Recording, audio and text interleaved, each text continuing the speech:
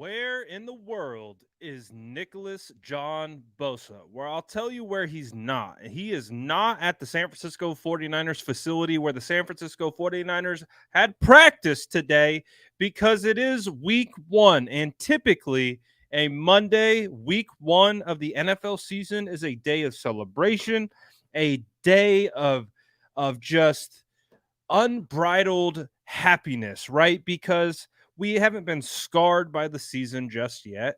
We're typically have a lot of high expectations and a lot of um that our imaginations can play a little bit, right? With the season beginning, of course, 49ers will be in Pittsburgh week 1 to start the year, but we can't do that yet because guess what? Nick Bosa is not paid. My goodness. You already know what to do. I've had enough. I've had enough. Drop hashtag pay Nick Bosa in the chat. We got a lot to talk about today, ladies and gentlemen. Let's get it.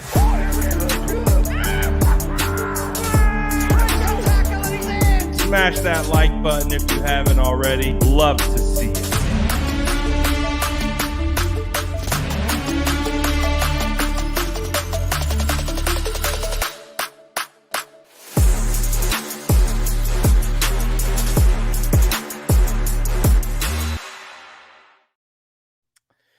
Welcome in all my SDS gang. Shout out to Sourdough Squad.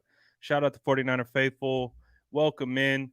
Again, like I said, typically Mondays, week one is like a day of celebration, a day of just, hey, man, pure optimism, right? Because typically we have the whole year ahead of us. We can think about schedule predictions, all this type of stuff. We don't know yet, right? I like this one. I like this one a lot. But we just don't know, right? Like of what the season has hold. So you can have some, optimism heading into the year. But as we know, this offseason continues to be the offseason from hell as the San Francisco 49ers shift from quarterback controversy to now Nick Bosa controversy. Nick Bosa not in the building today, ladies and gentlemen. 49ers back at Levi's, back at Santa Clara to get prepared for week one practice. So it's like this Monday's practice is like it's not like an official practice. They were out on the field and they were doing some work, but game prep and game preparations typically start on Wednesday of every week. So typically you get Monday, Tuesday off. Tuesday, I think, is more like meetings, film, that type of stuff. Get your body right, do treatment, do all that kind of stuff. And then Wednesday, Thursday, Friday are typically your practice days where you're going through everything. So this Monday is more of kind of like a glorified walkthrough practice than anything else. But Nick Bosa was not there. And we did get a little bit of an update right after this. So we'll talk about practice. We'll talk about some of the guys that have been injured, things like that, working their way back. So we'll talk about other things than just Nick Bosa. But as you guys already know, Nick Bosa is somehow the 49ers are just phenomenal at controlling the news cycle. I don't know what it is, whether it's the backup quarterback situation dominating the news cycle for the entirety of a summer, and really kind of masking this Bosa situation to that being over with. And now Bosa is at the top of the list of top news stories in the NFL. So we got a little bit of an update from Ian Rappaport on the matter. So what I'll do is I will play what Ian said, and then what we can do is we can react to what Ian said, and I'll tell you how I am perceiving what Ian said, because I do believe this is coming from a specific angle, right? You have 49ers front office, you have Nick Bosa and his representation. So I do believe this information is coming from one side, and I'll tell you exactly which side I believe that is right after we take a listen to what Ian Rappaport had to say about Nick Bosa and the ongoing contract negotiations with the San Francisco 49ers. No deal yet for Nick Bosa, and I would say similar to Chris Jones, maybe without quite the amount of urgency. Until there is a significant breakthrough, I do not expect Nick Bosa on the field for the San Francisco 49ers. And this, it really isn't a question of, is it going to be the NFL's highest paid pass rusher? It sounds to me like they're already there, already past TJ Watt. That's not really what this is about. TJ Watt, of course, is $28 million on an average per year basis. This is about how close to Aaron Donald's $31 million in change does he get, or does he get over that? It is a Monday today. Tomorrow's Tuesday. And then Wednesday starts the game week. I believe I'd have to consult the calendar on that one, but that's what I think it is. And if he is not there Wednesday, obviously would not bode well for him being able to participate in this week's game. If there is anyone whose resolve you should never doubt, it is someone with the last name of Bosa. We will see if the 49ers and Bosa, who all want this done, we'll see if they're able to make it happen.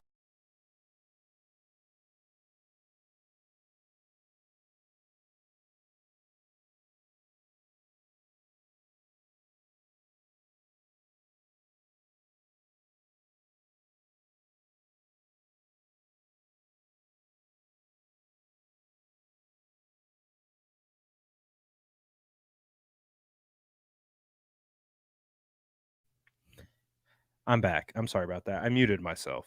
All right. Now we're back. So, what we're going to talk about is we are going to kind of discuss some of the information that we got out of this particular report in regards to what Ian Rappaport had to say and try to pull some of the information that we got out of this. So, one of the first pieces of information, the San Francisco 49ers and Nick Bosa have not struck a deal. Okay. We get that, right? We understand no deal is done. And the way Ian Rappaport is talking about this is he is saying, barring a significant breakthrough, Nick Bosa will likely not play week 1. To me, this is where we get an indication of where this information is coming from. So to me, what Ian Rappaport is reporting on is likely being sourced through Nick Bosa and his representation. They give an indication of where they're at contractually based on the deal that they have received. They have gotten above TJ Watt's number. We already knew he had to get above TJ Watt's number, which is 28 million per year on average. So that was the floor. That's not even a starting point, to be perfectly honest. So it needed to be in the range of 30 million per year on average. As we know, Aaron Donald is at 31 million per year on average. So this is how it works right now, is that as Ian Rappaport indicated, the deal that has been provided, at least submitted, as we know and as Ian describes, is that the deal on the table is above TJ Watt, which would make Nick Bosa still the highest paid edge defender in the NFL. But we understand that is not where he wants to be. He wants to be above Aaron Donald. And I do not fault Nick Bosa for wanting to be higher than Aaron Donald, because just like Aaron Donald, Nick Bosa is a generational talent and he deserves a generational contract. So as a result, hey, Aaron got what he got. Aaron's been phenomenal. Aaron has been one of the best players to ever play in the NFL. So of course, he set the standard, but we also know what it is. You set the standard for so long and the league catches up. Players behind you are always going to surpass based on the rise in cap, the rise in inflation, the rise in taxes. Everything is going to just keep rising, right?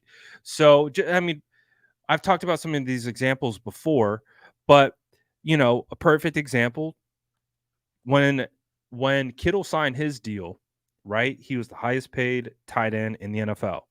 He is not the highest paid tight end in the NFL.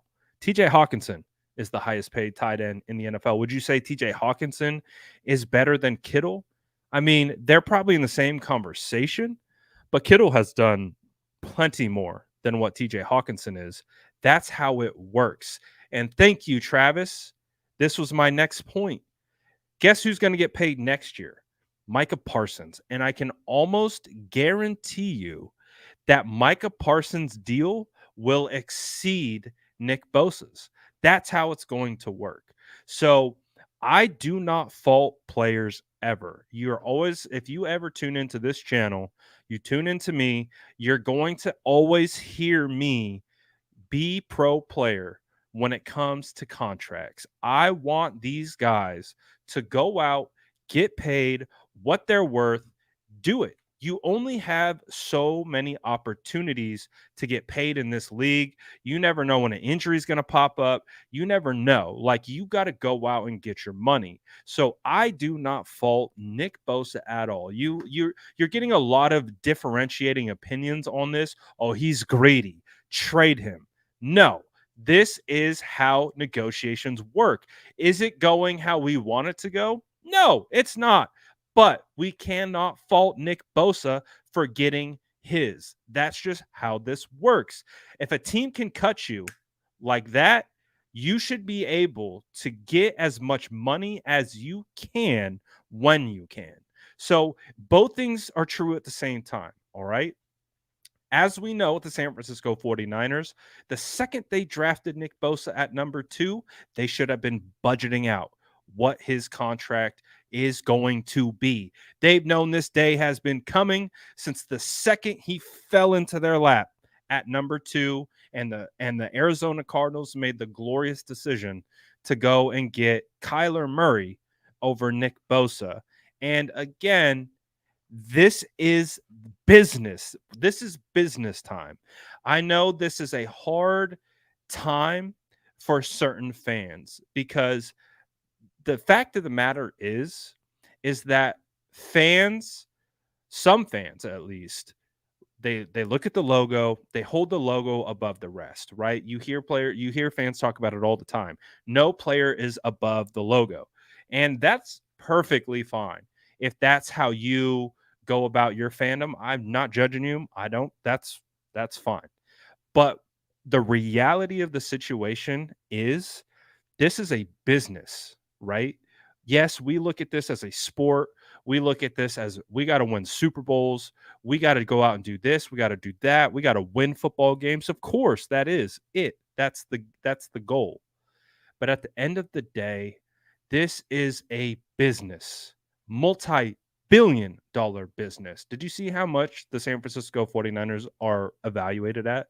They're evaluated at over a $6 billion company. So a company that's worth $6 billion, I believe, can afford to pay Nick Bosa above what Aaron Donald is making. As what is Nick Bosa? Is he 25 years old? I believe Nick Bosa is 25 years old in the prime of his career.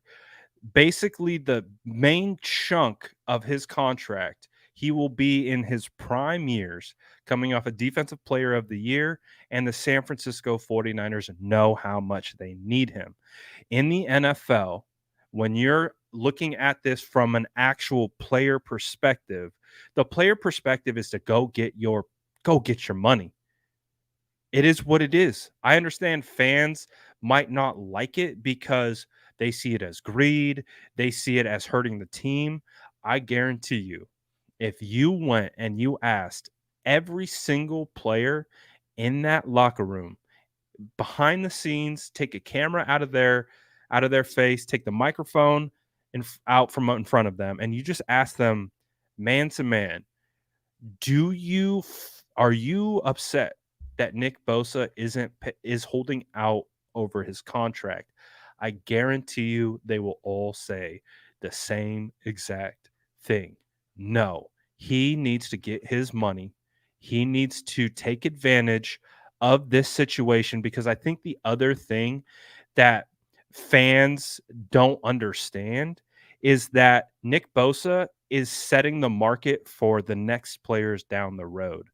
I don't think fans can totally wrap their head around that, because what Nick Bosa is doing is he is changing and resetting the market. That's why you have guys like Brian Burns, Chris Jones, all caught up right now because they're all waiting for Nick Bosa to get paid.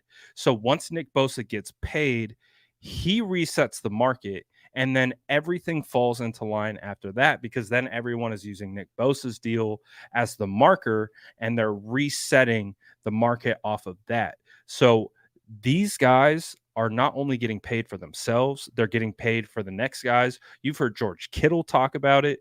It is what it is. There's a difference between how fans view these contract negotiations versus how players view these contract negotiations. And I'm always going to be a guy who has a player mindset. I'm always going to talk about this game. I'm always going to evaluate this game. I'm always going to try to reference as best as I can from a player perspective. So the player perspective to me is that they are behind Nick Bosa. They're going to be there with him when he gets paid, and when he gets paid, it's go time. So I don't have any issues with Nick. I really don't. I know what it is. He knows he has all the leverage, and he's not going to bend the knee. And that's what it is. And I have a hard time faulting the guy for being able to stand strong and stand up for what he believes he's worth. And it is what it is, man. It is what it is. Um, so I'm okay with it. I just want it to get done. That's ultimately what it comes down to. Is I don't want a situation to exist where uh basically that Nick Bosa misses games, and then the San Francisco 49ers pay him anyways. Um, that's what I don't want. I don't want that to happen.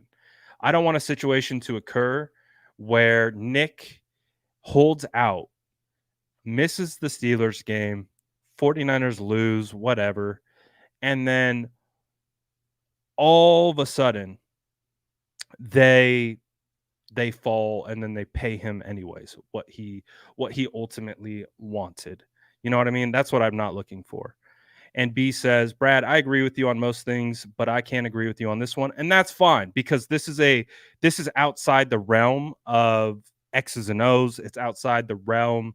This is a different scenario. We're talking about the business of football, and I can fully rationalize that a lot of people don't spend a lot of time focusing on the business side of football, and that's perfectly fine. So I understand if we don't see eye to eye on this particular thing, but I understand where Nick Bosa is sitting. I understand where the player perspective is on this one. And at the end of the day, I know we like to pretend that it's team over everything, but it really is a cutthroat business where you got to get paid when you can get paid. So I've got no problems with that. I really don't. Because look at DeForest Buckner, right? Look at the flip side. Look at what happened to Defoe. Defoe wanted to get paid. 49ers didn't want to pay him, so they traded him. That's the business that we're in. So it's it's the business side. I prefer not to spend time on the business side. I prefer to put all my eggs into the football basket. But unfortunately, as we stand week 1, we are still dealing with the business side of football. And, I don't want to be here. I think I can speak for the majority of us, that we don't love the scenario, right? We don't love where we're at. We don't love the delay. We just want this thing to go away. That we can all agree on. You know, I see people saying trade Nick Bosa because they feel like he's being greedy. They feel like he's putting himself above the team. And again, I don't agree with that, because business is business. And he's doing what's best for him and his family, and that's always going to come first. But at the end of the day, it becomes frustrating when it becomes a distraction and it becomes a situation where he might not be out there week one. That's where I think we're all agreed in the same. I think we're all in the same boat. We're all annoyed by the current circumstances. Now everyone has a different thought process on how it needs to be, but at the end of the day, um, it is what it is, and we got to get the guy paid, and we got to get him in here. We got to put this behind us, and we got to focus on week one. So it sounds like they're in the range. Again, it does sound like they are a couple million apart per year on average. And honestly, I don't see a world that exists where Nick Bosa bends the knee in this contract negotiation. So we're going to have to wait and see. We're going to have to wait and see what ultimately happens. So let's do a little poll because I do see a lot of different opinions. So let's kind of get this all let's get all the opinions out at once. I want to see what everyone's feeling. So let's say I think my projection for Nick Bosa to get paid, I had him at 33 and a half. I believe that was my projection that I put out this summer. If the number is 33 and a half, right? If that's what he's asking for, 33 years, 33 and a half per year for 5 years, what do you want the 49ers to do? Would you pay him? Would you trade him? Or would you let him hold out? I want to see what you got in the chat. If you're Parag and you are executing the negotiations on the 49ers behalf and he's asking for 33 and a half per year for 5 years, what do you do? What do you do? You are in control right now. You are the Parag Marate of the San Francisco 49ers out here cutting checks, slicing necks, doing all that kind of stuff. What do? Do you let him hold out into the season? Do you look for trade partners? Hey, Brian Burns is available. Do you get a little crazy with it? If you're like, we'll pay you 31. We'll give you Aaron Donald money. We won't give you over Aaron Donald money. What do you do in that scenario? What is the scenario that we are looking for? Do we start drumming up trades? All that kind of stuff. Let's see. Brian says, I like Bosa. Might be time to trade him. Wow. Pay him. Trade him. I want him at 32 and a half. Pay him. Let him hold out. Give him a Bobby Bonilla type deal. We're paying Nick Bosa 30 years out. Yeah, I'm okay off that. I don't want that. Pay him. Pay.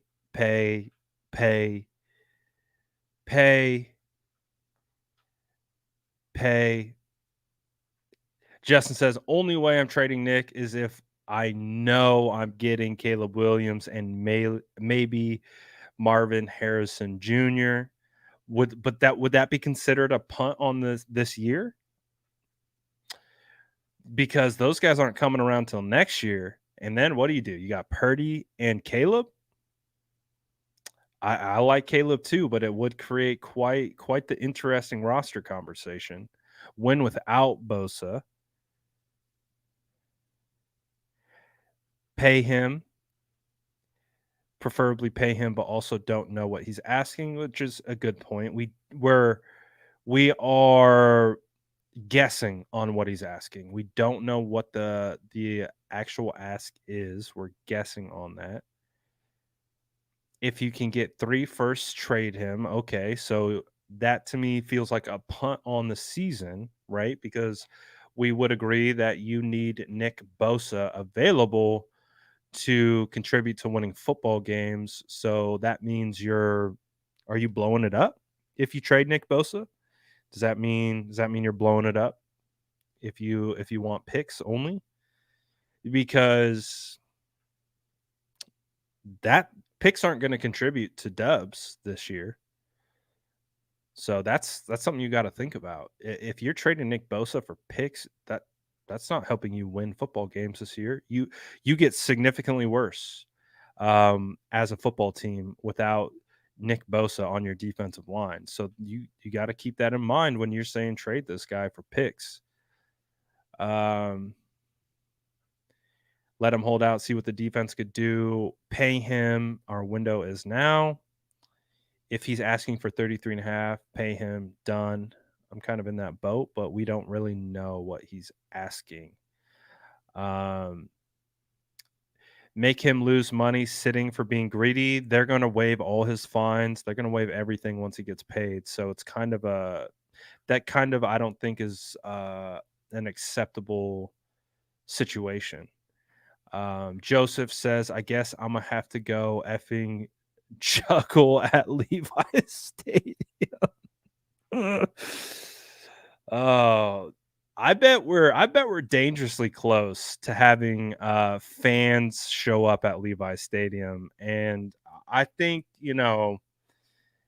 I think we're close. I honestly, we got a passionate fan base, and if this gets late into the week, I literally would not be surprised to see fans start gathering out in front of Levi Stadium. You start basically start protesting the San Francisco 49ers. It's the kind of off season it's been, to be honest. It's the kind of off season it's been. It really is. So we'll see. Would losing to Pittsburgh without Bosa just give him more leverage in contract negotiations and give him leverage to ask for more? I would believe that based on how Pittsburgh goes, does have a little bit of leverage involved. I really do. Like, it's such a because if think of it this way, right? Like, think of it as them going to Pittsburgh and one of the like let's say the edge play struggles, right? Let's say they go to Pittsburgh and they're running at the edges, they're not able to contain. Um, Cleveland Drake struggle a little bit, and they're just pouring it on, and you're really able to identify that the edge play was part of the issue in that game, then yes, I think you could absolutely actually help aid in leverage. But I also do think if they won that game and they won convincingly and the defense plays well, I do think that could be leverage going the opposite way to be like, hey, listen, we can win with or without.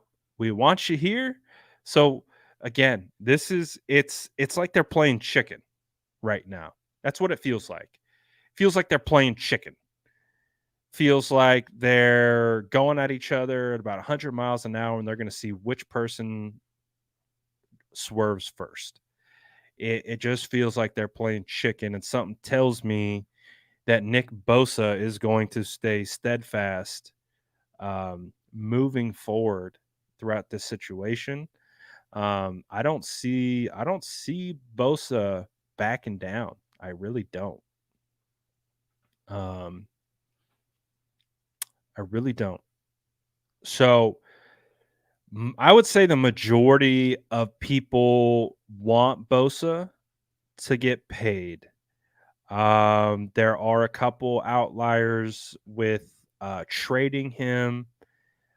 Again, what are you trading for?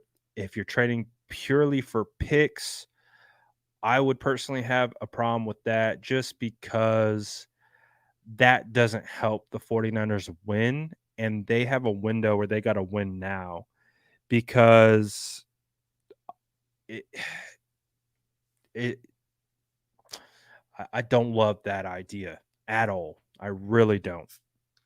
I don't.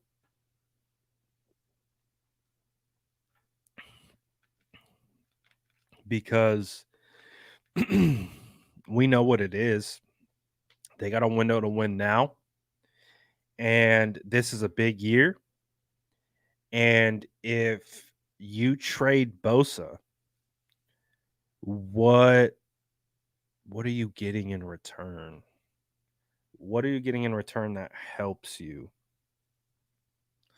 So, like if you trade for with the Chiefs and you take on Chris Jones, you're still paying Chris Jones. If you trade with the Panthers and you take on Brian Burns, you're still paying Brian Burns. So, and if you're trading for picks, those picks will not contribute to any wins this year.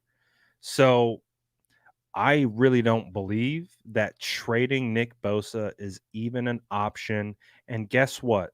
Kyle Shanahan and John Lynch both said definitively no. Nick Bosa will not get paid. That is not a part of the plan. It just isn't. They aren't going to do it. So I don't personally believe it's a viable option.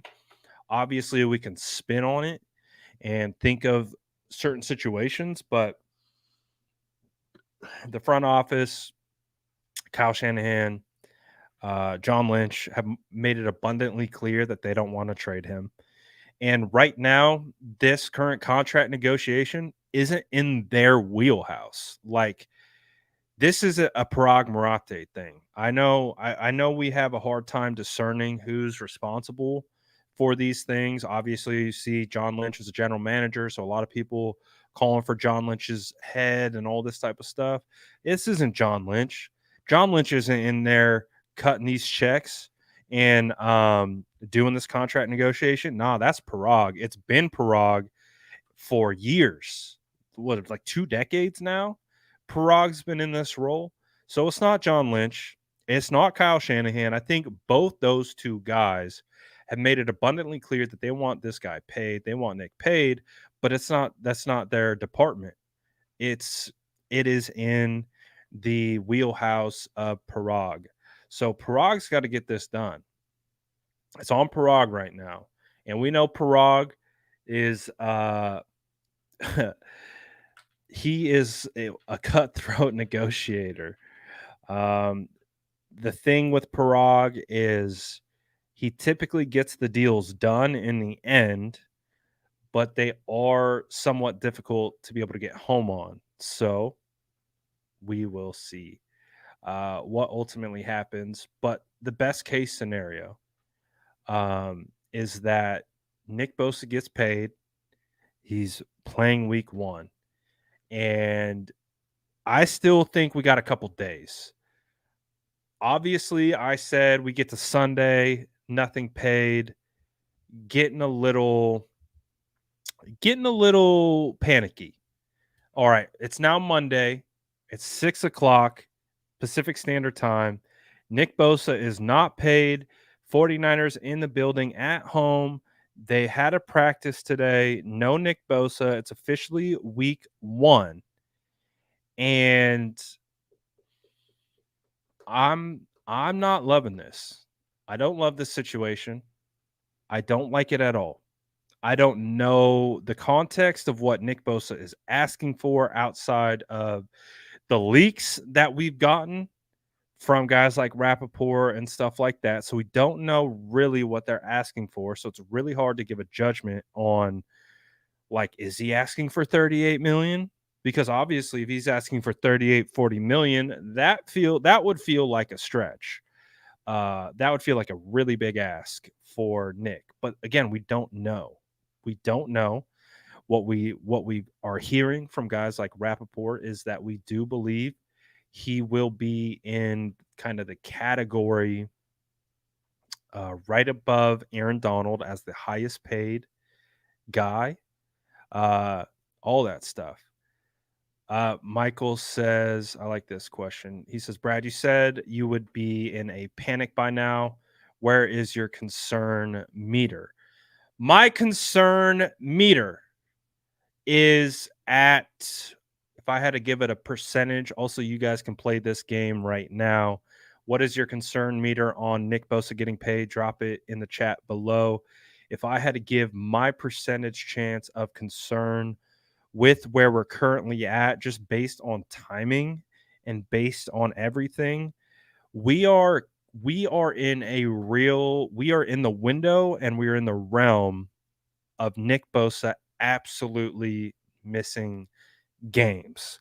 Like, we're talking days away from Nick Bosa missing games. So, and the concern is driven from Nick Bosa missing games. So, as a result of Nick Bosa not being a part of training camp, not being a part of this offseason program outside of OTAs, my concern meter, my concern level, my concern percentage up until this point, I'm going to throw a 90 piece on it. I'm going to throw 90%. I'm pretty damn concerned at this point, because if it's gone this far, like, and we've had so many arbitrary deadlines. Like, the first one was the start of training camp. Okay, that one didn't hit. Then we're like, oh, okay, it's going to be the first day of pads of training camp. Oh, okay, well, it's going to be first preseason game. Okay, well, we passed that. Then it was, hey, John Lynch, when is the ideal time to get Nick Bosa back in the building? Oh, likely we want to get him in here for 3 weeks to get acclimated, get going. All right, well, then we get to that 3-week deadline. Okay, we're past that. Then we're like, oh, okay, well, maybe a week out. Maybe a week out. Okay, we're beyond that. It's week 1. It is week 1. We aren't talking about the Steelers. We aren't talking about matchups. We aren't talking about schedule predictions. We're not talking about who's going to be the offensive player of the year. We're sitting here talking about how concerned are we that Nick Bosa isn't going to be available for week 1. And if I had to put a concern percentage on, I'm 90%. 90% away from going 100% full panic. And if we get to, I'm going to say, I said on Sunday, I'd be losing it, and I'm losing it. I think I'm just as frustrated as all you guys. Like, I'm very frustrated with this scenario, very frustrated with this situation. I think it makes us look silly. And again, I don't know the ins and outs. I don't know what's going down. All I know is our best player isn't paid, and it's week 1. And after the offseason that we just had, it's silly. Like, it's a distraction. And I get it, it's business. And these are high-level negotiations with a lot of money at stake. So I understand. It's above my pay grade even. But I can speak to what it feels like, what it looks like, how people are reacting to it. Pay Nick Bosa has been trending for like 7 days now on Twitter, nonstop. Hashtag pay Nick Bosa has been trending for like a week straight, because we're like, all right, this is concerning now. This is concerning with this whole situation. And it's just a situation where it's like, man, we got to get this guy paid. Let's get him paid. Hey, shout out Johnny Chapman, 49ers Rush podcast. Shout out my guy. I'm sure you guys all watch John. Shout out John. Appreciate the super chat, man. He says, great show as always, brother. Fear the beard. Shout out to Johnny Chapman, 49ers content creator community, one of the best in the business, one of the OGs in the game too, one of the OG triple OGs in the game. But as you know, Johnny, we want to get Nick paid.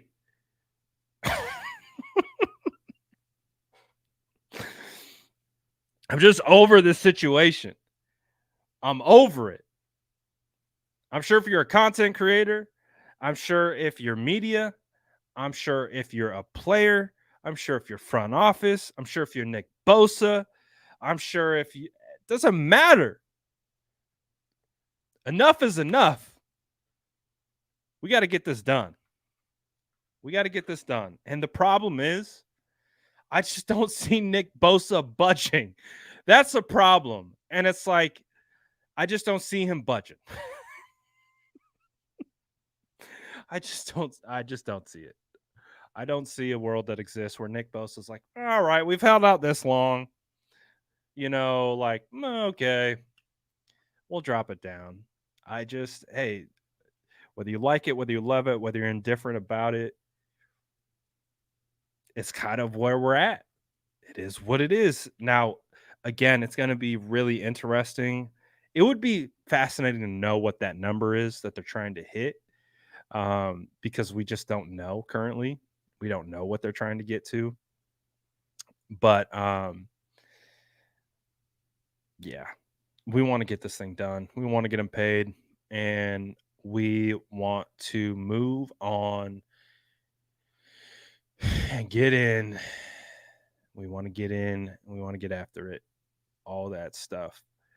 I don't agree with this. Why are we calling Nick Bosa a bum? How are we calling Nick Bosa a bum? Trolls, man. Trolls. How we calling Nicky B a bum? Get that man his money. He's deserving. It is what it is, man. Got to get him paid. So we'll see. We will see. So I think what it was with TJ Watt got paid on September 9th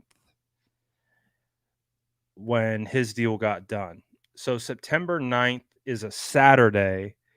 It turned out to be 2 days before he played. So TJ Watt got paid 2 days before he got his contract. He played that week. So is that like our new arbitrary deadline? Right? Is that our new kind of like, we get him paid by Friday? The 49ers travel on Friday. We get him paid by Friday, traveling with the team. Still play? Can he still play then? If we get him paid Saturday, can he still play? If it's Sunday, we're screwed. They have a 10 a.m. kickoff. They got a 10 a.m. kickoff. If we get to Sunday, Nick Bosa's not playing. He's not. If we get the end of day Saturday, Nick Bosa's not playing on Sunday.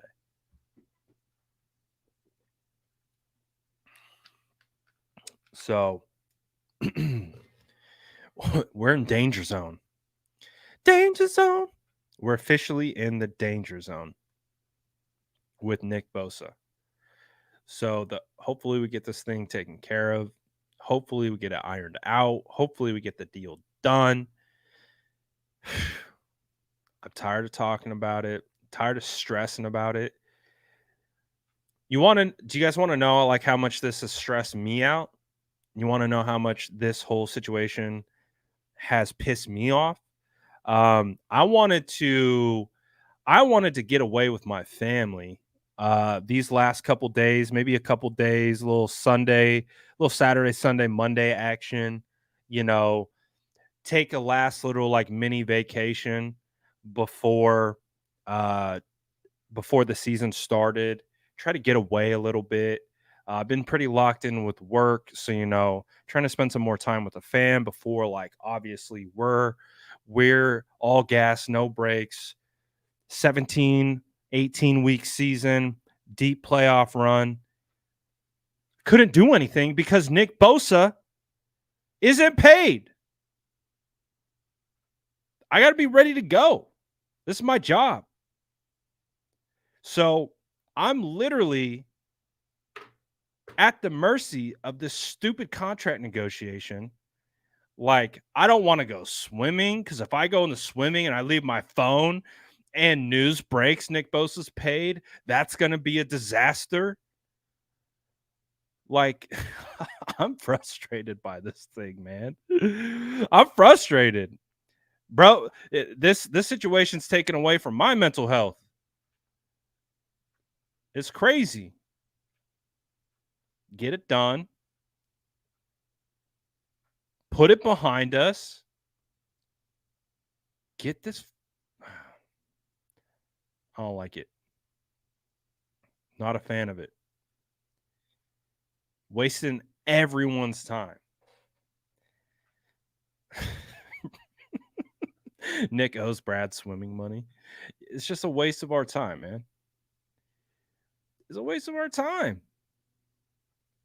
And again, I can't truly assign fault because I don't know. I don't know what the situation is. I don't know what the context is. I don't know what the holdup is. I don't know who's at fault. Who's holding it up? I don't know. I don't know. Is it Nick? Is it Parag? Is it both? I don't know. But the thing is, based on how I know Parag does things, I have a tendency to believe it might be Parag, but I could be wrong. So I don't know. It's hard to assign blame. I tend to tilt towards being on Bosa's side than I do tend to being on Parag's side. So I don't know, man. We're gonna have to find out. All right, let's talk about some practice stuff. I don't want to keep talking about the same thing. So as we discussed, 49ers are going to, yes, I agree. It's Jason Aponte's fault. Yep, it is. Everyone blame him.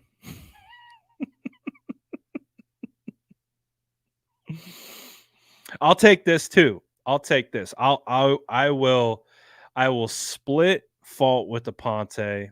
It's the state of the franchise fault. I'll take 50%. Ponte takes 50%. Put it on the content creators. We'll own it. We'll take accountability. We'll stand up to the mic. We'll say this is our fault. We should have known better. We should have done better. We should have got our guy paid. That's on us. We'll take responsibility for it. But looking at some of the practice updates, this is what we got. Let me share this. This is going to be so just to kind of keep us in the loop as we move forward throughout the week. This is from Nick Wagner.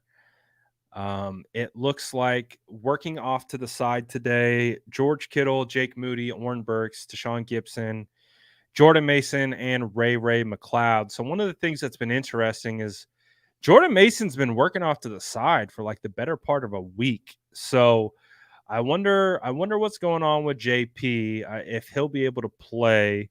We do know Elijah Mitchell is back, so that is a good thing. Elijah Mitchell's back in the saddle after missing most of training camp and preseason.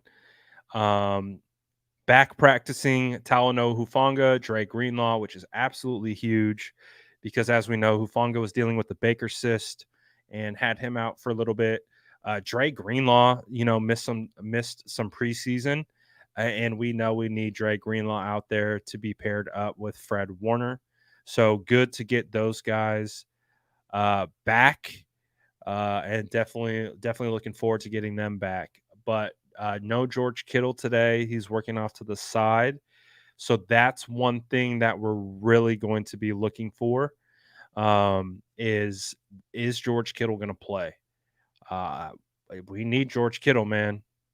We need George Kittle out there week 1, 100%. So Wednesday is going to be, like I said earlier in the week, I need Kittle to log one full. I need Kittle to log one practice. If we get Kittle in one practice, that means he should play. So I just need Kittle in one practice. We should be good to go. Jake Moody was seen kicking from around 30 to 35 yards throughout practice. So he's kicking again. So it does kind of feel like Jake Moody is trending towards being available. We'll find out. 49ers officially added Wright to the practice squad, the other kicker, and they waived Brian Hill or released Brian Hill as a result. Oren Burks still off to the side. Tashawn Gibson, it sounds like he's going to be fine and good to go. Ray McLeod, we do anticipate he'll miss. So the main guys that I'm looking at right now, I'm looking at Kittle, Moody, Oren Burks would be our LB3. So that'll be interesting to see who they have fill in for Oren. I would imagine it would be DFF. They would have DFF fill in for Burks. Gibbs going to be fine. I want to know what's going on with Mason. So for the most part, Moody, Kittle, Burks, Mason, as long as Kittle's good to go, I'm kind of indifferent on Moody or the other kicker. I could probably be fine one way or the other, to be perfectly honest with you. Wright has played in Pittsburgh, so he knows the environment well. He's actually been pretty good when he's been called upon. He can hit from 50 plus. So if they need to go with Wright and give Moody another week, I'm fine with that. Again, I need Kittle to log one. I need Kittle log one practice. Kittle logs one practice. We're good to go. Same thing with Burks. Same thing with Mason. So overall, not too bad. I'm more concerned about what the practice report looks like on Wednesday than I am today. So I think Wednesday is going to give us a much better indication of where the 49ers currently stand with their health, who's going to be up, who's going to be down. So that's kind of where I'm at in regard to that whole situation. So overall, pretty healthy so far. We are looking at the offensive line. We're going to see O-line in good spot. Wide receivers for the most part. Obviously, Danny Gray's on IR and Ray McLeod's out. But we will likely have a situation where it's going to be Debo, Ayuk, Jawan, Bell, and they'll likely call up either Willie Snead or Conley. So they'll elevate a wide receiver from the practice squad, and we'll determine if they're going to elevate a kicker or not, for that situation. Who else could they elevate? I could see a Quantrez Knight elevation this week. Special teamer, additional defensive back depth. So it'll be interesting to see. But again, if there's no Kittle, that means 49ers are heading into week 1 relying on Warner, Dwelly, and Willis.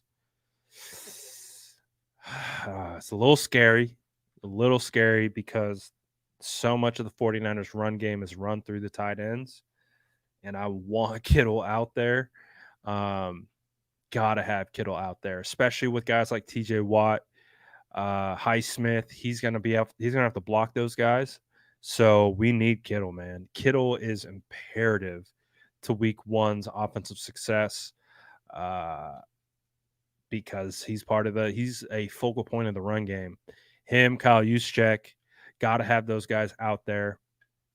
But it's going to be a fun season, man. We're going to get CMC from the jump. Deebo Samuel, dude. I know I showed you guys that clip of Deebo Samuel cooking safety or defensive back in the run game. Deebo Samuel's head is in the right spot. He's he's more he's more in shape than he's probably ever been in the NFL.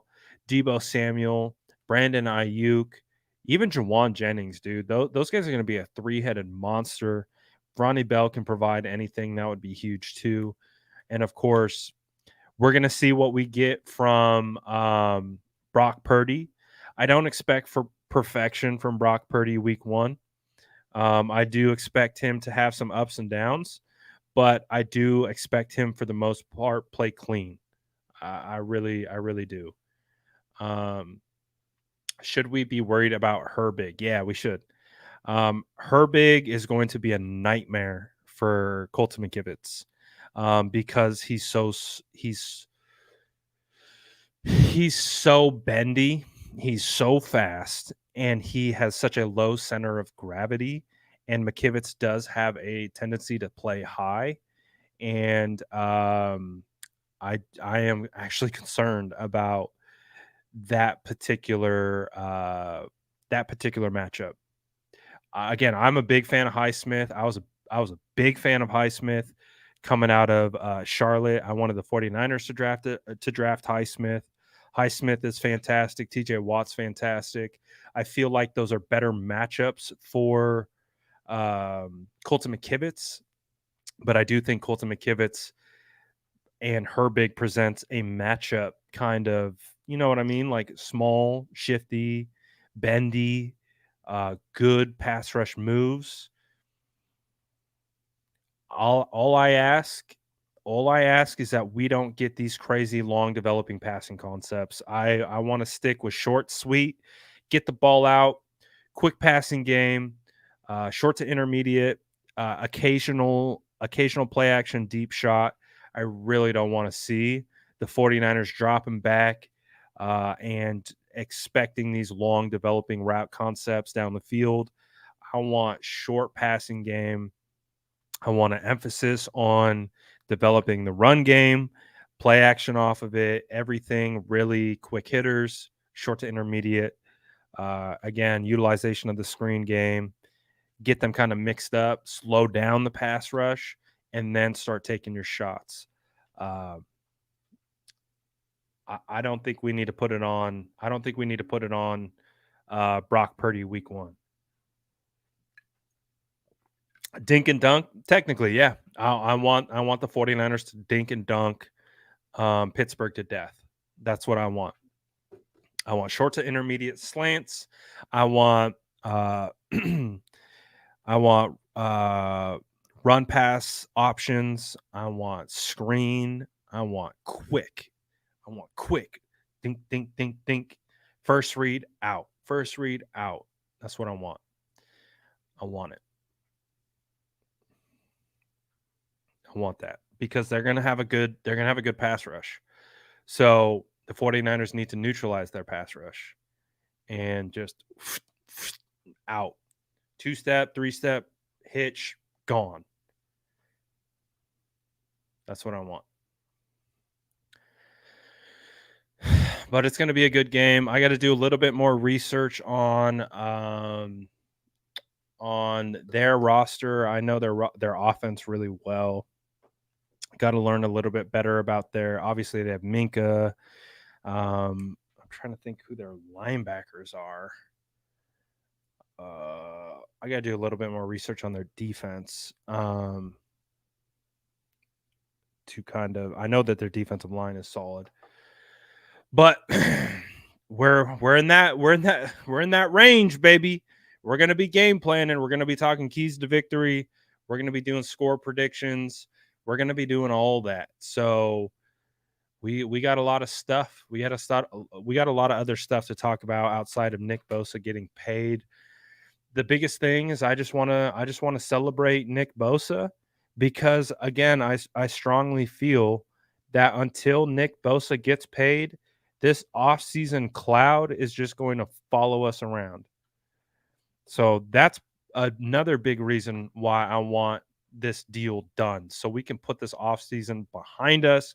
So offseason sucked. And it feels like we can't escape it. I want it to be done with. No more offseason. I'm over it. I'm over. I want to focus on week 1. I don't want to focus on distractions anymore. I'm tired of talking about non-football things. I think that's been one of the most distracting things about this offseason is just got away from a lot of football stuff. Talking about a lot of drama, talking about a lot of off-field stuff. Just not my thing. So the hope is we get him done. I don't know. I'm gonna set the new deadline at Friday. New deadline Friday. Get Nick Bosa paid by Friday. If he's not paid by Saturday, oh God, we're in DEFCON 5. DEFCON 5 for 49ers Nick Bosa.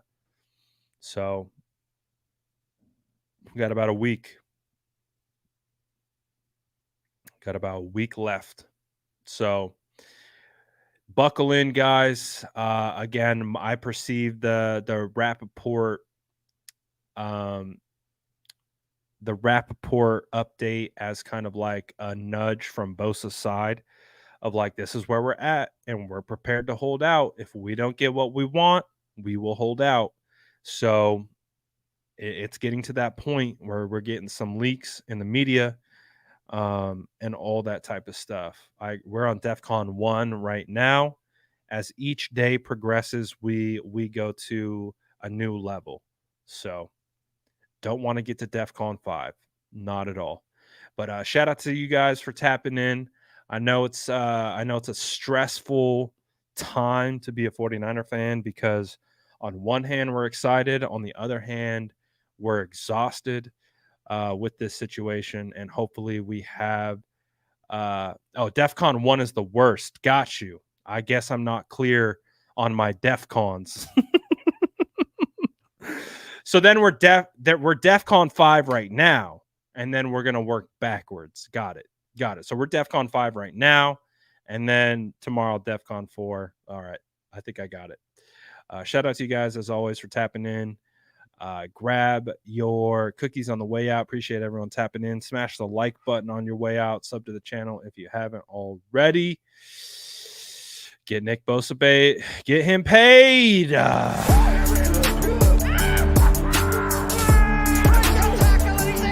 Smash that like button if you haven't already. Love to see it.